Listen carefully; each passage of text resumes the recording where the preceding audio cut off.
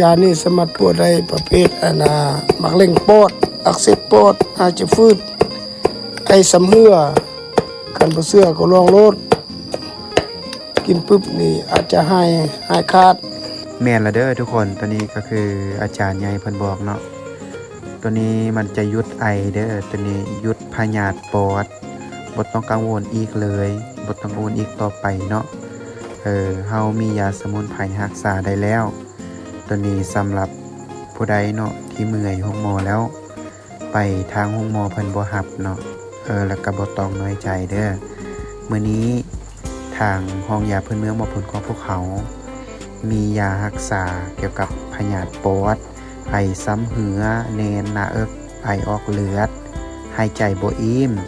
หายใจฟืดเสียงแหบไอขี้เธอเป็นสีเหลืองรู้สึกเมื่อยกินข้าวกับบ่แซ่บนอนบ่หลับผู้ใดที่มีอาการเหล่านี้ให้พิมพ์คำว่าสนใจเด้อ